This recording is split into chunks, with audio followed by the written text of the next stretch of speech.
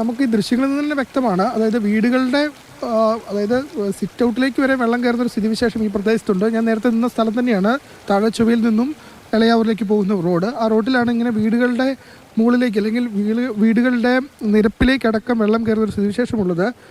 ചേട്ടാ, എന്താണ് മൊത്തത്തിലൊരു അവസ്ഥ ഇപ്പോഴത്തെ? ഇപ്പോൾ കുറച്ച് വെള്ളം കുറവുണ്ട്. ഇന്നലെ അവിടെ ഉണ്ടായിരുന്നില്ല. അപ്പോൾ ഇന്നലെ ഏതെങ്കിലും കുറച്ച് കൂടുതൽ വെള്ളം ഉണ്ടായെന്നാണ് പറഞ്ഞത്. ഇവിടെ എല്ലാ വർഷവും ഇതാണ് ഇവിടുത്തെ അവസ്ഥ? എല്ലാ വർഷമൊന്നുമില്ല, കുറച്ച് കൂടുതൽ മഴ പെയ്യുകയാണെങ്കിൽ ഉണ്ടാകാറുണ്ട് ഇവിടെ. എത്ര വീടുകൾക്ക് ഈ പ്രശ്നം ഇതെല്ലാം? ഇപ്പം ഈ ഒരു ഏരിയ അതുണ്ടാവും. ഈ ആളുകളൊക്കെ പോയിട്ടുണ്ട്? മാറിപ്പോയിട്ടുണ്ട്. പിന്നെ ഫയർഫോഴ്സൊക്കെ വന്ന് മാറ്റി താമസിച്ചിട്ടുണ്ടെന്ന് പറഞ്ഞു.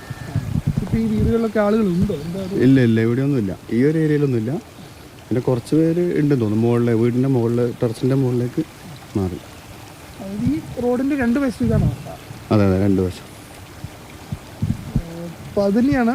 അതായത് ഇപ്പോൾ ഈ ദൃശ്യങ്ങൾ കാണുന്ന വീട് നമുക്ക് കണ്ടാൽ മനസ്സിലാക്കും, ഇതിൻ്റെ ഡോറ് വരെ നനഞ്ഞൊരവസ്ഥയിലാണ്. അത്രയ്ക്കും വെള്ളം, അതായത് ഈ സിറ്റ് ഔട്ട് മുഴുവൻ വെള്ളം നിറഞ്ഞു കഴിഞ്ഞു.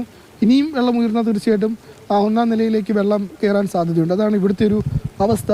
ഞാൻ പറഞ്ഞ കാനാമ്പുഴ, ആ പുഴയിൽ നിന്നും ഒരു വശത്ത് പുഴയാണ്, മറ്റൊരു വശത്ത് കടലിലേക്ക് വെള്ളം പോകുന്ന സ്ഥലമാണ്. അപ്പോൾ വേലിയേറ്റമുണ്ടെങ്കിൽ വെള്ളം ഇറങ്ങില്ല. ഇപ്പോഴത്തെ സാഹചര്യത്തിൽ മഴ മാറി നിൽക്കുന്നത് വലിയ ആശ്വാസം തന്നെയാണ്. ഏതായാലും സ്ഥിതി ഇതാണ് കണ്ണൂർ ജില്ലയിലെ. പൊതുവെ പറയുമ്പോൾ മഴ ഇന്നലെ രാത്രിയും ഇപ്പോഴും മാറി നിൽക്കുന്നത് തന്നെയാണ് ആശ്വാസം.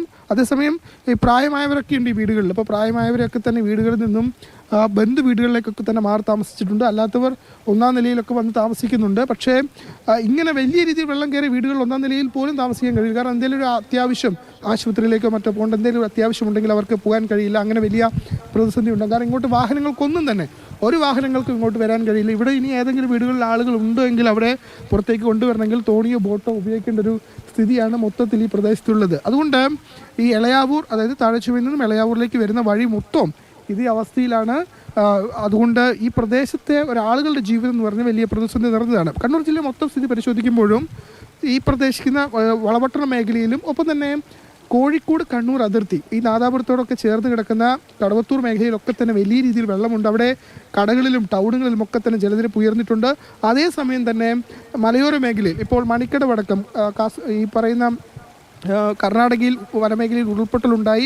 കുടക് മേഖലയിലാണ് ഉരുൾപൊട്ടൽ സംഭവിച്ചത്. അങ്ങനെ കണ്ണൂരിൻ്റെ അടക്കം മലയോര മേഖലയിലെ തോടുകളിലും പുഴകളിലും ഒക്കെ തന്നെ ജലനിരപ്പ് വലിയ രീതിയിൽ ഉയർന്നൊരു സ്ഥിതിവിശേഷമാണ് ഇപ്പോഴുള്ളത്. അതുകൊണ്ട് ആ പ്രദേശത്തൊക്കെ വലിയ ജാഗ്രതാ നിർദ്ദേശം നൽകിയിട്ടുണ്ട്.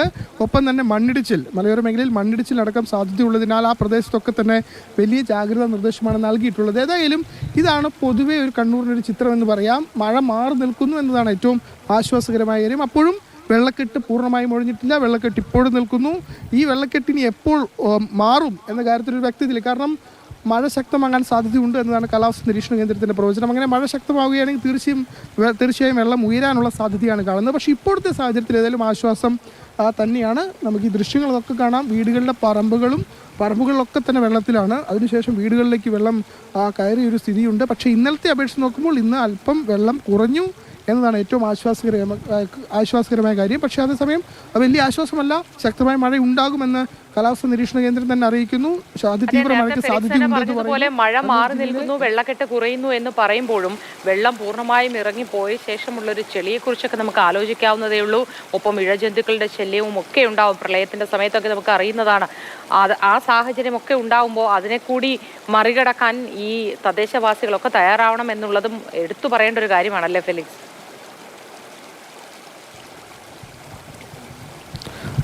തീർച്ചയായും എല്ലാവരുടെയും സഹകരണം ഉണ്ടെങ്കിൽ മാത്രമായിരിക്കും തീർച്ചയായും ഇതൊക്കെ തന്നെ പരിഹരിക്കാൻ കഴിയും. കാരണം വലിയ രീതിയിൽ ചെളിവെള്ളമാണ്. അതായത് കക്കാട് പുഴയോട് ചേർന്ന് കിടക്കുന്ന കാനാമ്പുഴയോട് ചേർന്ന് കിടക്കുന്ന സ്ഥലമാണ്.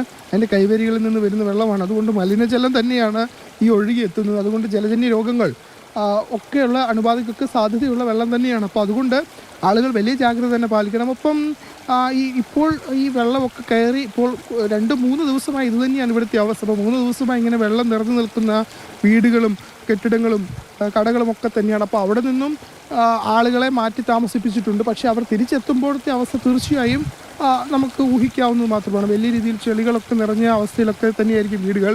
ഇതിപ്പോൾ ഒരു വയലിനോട് ചേർന്നൊരു പറമ്പാണ്. ഈ പറമ്പിലൊക്കെ നമുക്കറിയാം, ഈ ദൃശ്യങ്ങൾ കാണുന്ന പോലെ തന്നെ വലിയ രീതിയിൽ വെള്ളം ഉയർന്നിട്ടുണ്ട്. ചെറിയ തോടുകളൊക്കെ ഈ വഴിക്ക് വരുന്നുണ്ട്. അപ്പോൾ ഈ തോടുകൾ ജലനിരപ്പ് ഉയരുകയും ഈ പ്രദേശങ്ങളിലേക്ക് ജനവാസ മേഖലയിലൊക്കെ തന്നെ വെള്ളം കയറുകയും ചെയ്തൊരു സ്ഥിതിവിശേഷമാണ് ഇപ്പോൾ ഉള്ളത്. ഏതായാലും ഈ ആളുകളെ സംബന്ധിച്ചിടത്തോളം വെള്ളം ഒഴുകിപ്പോയാൽ പോലും അവിടെ വാസയോഗ്യമാക്കണമെങ്കിൽ വലിയ പ്രയാസം, വലിയ ബുദ്ധിമുട്ട് നേരിടേണ്ടി വരും. നമുക്കറിയാം 2018 പ്രളയ സമയത്തൊക്കെ തന്നെ ആളുകൾ വലിയ ബുദ്ധിമുട്ട് അനുഭവിച്ചാണ്. അപ്പോൾ വലിയൊരു കൂട്ടായ്മയായി എല്ലാവരും എത്തിയ ശേഷമാണ് ഇതൊക്കെ തന്നെ മാറ്റിയെടുക്കുകയൊക്കെ തന്നെ ചെയ്തത്. അതുകൊണ്ട് ആളുകളെ സംബന്ധിച്ചിടത്തോളം അത് വലിയ ബുദ്ധിമുട്ടാകും എന്ന കാര്യത്തിൽ തർക്കമില്ല. അതിന് ഇപ്പോഴത്തെ സാഹചര്യത്തിൽ ഇത് തന്നെയാണ് ഇവിടുത്തെ അവസ്ഥ. മഴ മാറി നിൽക്കുന്നത് ആശ്വാസകരമാണ്. അതേസമയം ഇനിയും മഴ പെയ്യുകയാണെങ്കിൽ സ്ഥിതി കുറച്ചുകൂടി വഷളാകും എന്ന് തന്നെ പറയേണ്ടി വരും. മുട്ടൊപ്പം വെള്ളത്തിലാണ് ആളുകൾ ഇതുവഴി സഞ്ചരിക്കുന്നത്. പലരും വീട് മാറി താമസിക്കുന്നു, പലരും ദുരിതാശ്വാസ ക്യാമ്പുകളിലേക്ക് മാറുന്നു. ഏതായാലും ഇപ്പോഴത്തെ സാഹചര്യത്തിൽ മഴ മാറി നിൽക്കുന്നത് ആശ്വാസകരമാണ്. ശരി ഫെലിക്സ്.